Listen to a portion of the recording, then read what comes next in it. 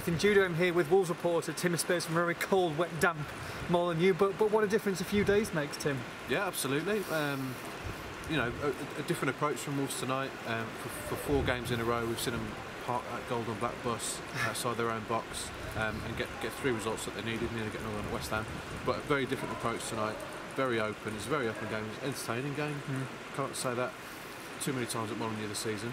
But Fulham score a lot and they concede a lot, and that's happened again tonight.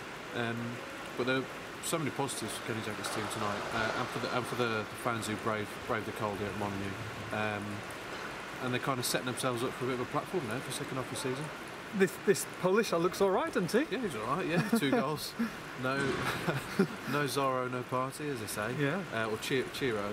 Chiro. Yeah. No, just spoke to him as well. Really nice lad. Obviously, dream debut for him. His fiancée was here as well tonight, so he's absolutely delighted.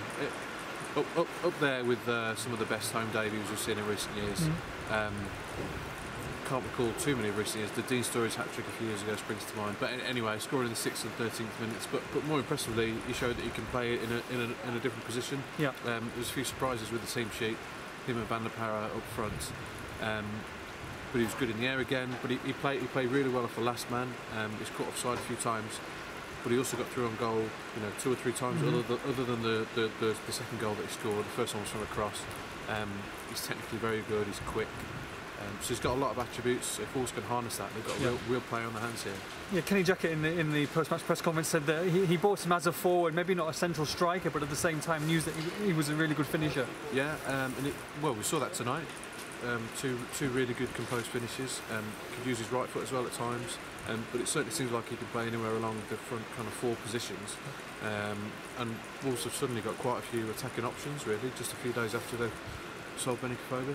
Which is good because they did concede 2, and Fulham, to be fair, they are attacking, they do leak goals like anything, but at the same time they did score goals and they could have had a few more tonight as well. Yeah, but credit to Wolves because whenever they've conceded before this good run they've gone on defensively, before then, whenever they were shipping 1 goal, plenty more were following. Yeah.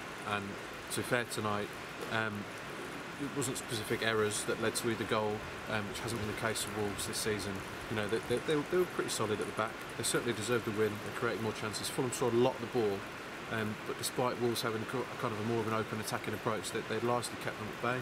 And indeed, they could and should have scored a few more goals tonight. Wolves. They looked good going forward. Van der Parra was the best certainly we've seen him this season. Yeah. He was all over the place. Great work rate. Could have scored a couple of goals. I'm not sure this formation and system is sustainable. I don't think they'll play 4-4-2 with them 2 up front for a while. But so what? They've won 4 in the bounce. Scored 3 goals for the first time since early October.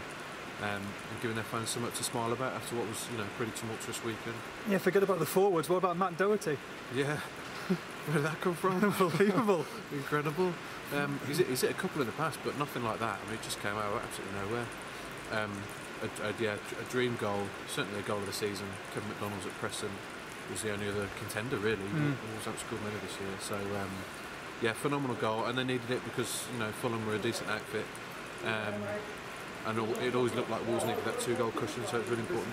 And just on the bigger picture, they needed it, especially after the Benik Afobe saga over the last few days. They needed something like this, didn't they, just to raise their spirits a bit? The club needed a lift, certainly. Whenever you sell your best player, it's going to be a bit traumatic, and it has been really the last few days. People kind of wondering who's somebody coming in to replace him, but tonight some of the guys showed that they can fill in if need be, and that certainly bodes well for Saturday, which everyone was worrying about. With Le Fondre ineligible, they've showed that other players can come in. I think it might be a while before they do bring in Afobe's replacement. Yep. January still a couple of weeks left of the window.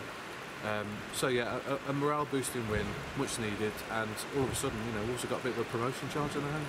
Absolutely, thoroughly deserved and a really good win. So we're going to go because we're absolutely freezing and have a cup of tea.